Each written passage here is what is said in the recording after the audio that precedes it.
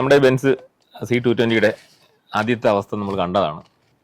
ഇന്നിപ്പോൾ നമ്മൾ work full complete ചെയ്യണം. വൈകിട്ട് നമുക്ക് കസ്റ്റമർക്ക് കൈമാറണം. ഇപ്പോൾ ഇതിനകത്ത് ഓരോ വർക്കുകൾ എന്തൊക്കെയാണ് നമ്മൾ ചെയ്തിട്ടുള്ളതെന്നും അതിനകത്ത് എന്തൊക്കെ മാറ്റം വരുത്തിയിട്ടുണ്ടെന്നും നമുക്ക് പറയാം. ഫസ്റ്റ് നമ്മൾ നേരത്തെ പറഞ്ഞ വീഡിയോസിലുണ്ട്. സീറ്റ് ബെൽറ്റ് ആദ്യം നമ്മൾ കണ്ടാണ് ബീജ് കളറിൽ അത്രയും മുഷിഞ്ഞ് അധികം കംപ്ലൈൻറ്റ് ഉള്ള സീറ്റ് ബെൽറ്റാണ്. അതിനെ നമ്മൾ കറക്റ്റ് ചെയ്തിട്ടുണ്ട്. അതേപോലെ നമ്മുടെ സ്റ്റിയറിങ്ങിൻ്റെ കാര്യം, സ്റ്റിയറിംഗ് അത്രയും ഒത്തിരി മുഷിഞ്ഞുള്ള സ്റ്റിയറിംഗ് ആണ്. കാലപ്പഴക്കം കൊണ്ട് അതിന് 2012 ഇത്രയും കാലം യൂസ് ചെയ്തതിൻ്റെതായ കുറച്ച് ബുദ്ധിമുട്ടുള്ള സ്റ്റിയറിംഗിലുണ്ടായിരുന്നു. അപ്പോൾ സ്റ്റിയറിംഗിൽ നമ്മൾ ആ ബട്ടൺസും ഫുൾ ചേഞ്ച് ചെയ്തിട്ടുണ്ട്. അതേപോലെ ഈ സൈഡ് പീസസ് ഉള്ള കാർബൺ ഡിപ്പിംഗ് ആണ്. ഈ സിൽവറിനെ ഒന്നുകൂടി ഭംഗിയാക്കിയിട്ടുണ്ട്. അതേപോലെ സ്റ്റിയറിംഗ് ലെതർ റാപ്പ് ചെയ്തിട്ടുണ്ട്. ലെതർ റാപ്പ് ചെയ്ത് ഒരു റെഡ് സ്റ്റിച്ചിലാണ് നമ്മൾ ഫുൾ ചെയ്തിട്ടുള്ളത്. അതേപോലെ ഡാഷ്ബോർഡിൽ ആംബിയൻസ് ലൈറ്റ്, ഈ ഒരു തീം നമ്മളൊരു മെറൂൺ ബ്ലാക്ക് തീമാണ്. നമ്മൾ ബീജ് ഓൾറെഡി ഇതിനകത്ത് കുറേ പാർട്ടുള്ളതുകൊണ്ടാണ് അതിനകത്ത് ആ ഒരു ബീജിലോട്ട് പോകാൻ നമുക്ക് കഴിയാഞ്ഞത്.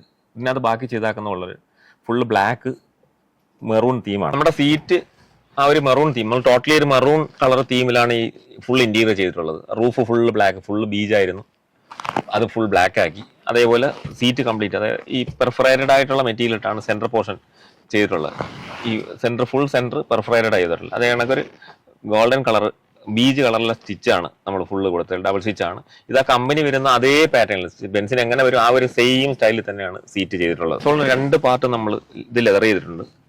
അതേപോലെ ഗിയർ നോബ് ഈ ഒരു തന്നെയാണ് മെറൂൺ കളറിലോട്ട് ലെതർ ചെയ്തിട്ടുണ്ട്. ഗിയർ ബൂട്ട്, ഈ കൺസോളൊക്കെ കുറച്ച് റിപ്പയറിംഗ് ഉണ്ട്, അതെല്ലാം നമ്മൾ കറക്റ്റ് ചെയ്തതാണ്.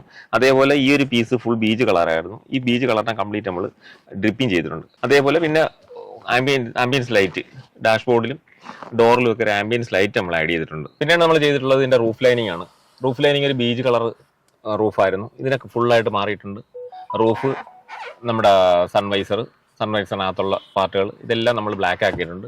പിന്നെ ഈ ഹാൻഡിൽ, പിന്നെ പറയേണ്ടത് ഈ പില്ലേഴ്സ് ABC എല്ലാ പില്ലേഴ്സും നമ്മൾ ബ്ലാക്ക് ആക്കിയിട്ടുണ്ട്. പിന്നെ സൺറൂഫിൻ്റെ പീസിൽ നമുക്ക് ഫുള്ളായിട്ട് അത് ബീജായിരുന്നു. അതിനുൾപ്പെടെ ഫുള്ള് ബ്ലാക്ക് ആക്കിയിട്ടുണ്ട് റൂഫ് ഫുള്ളായിട്ട്.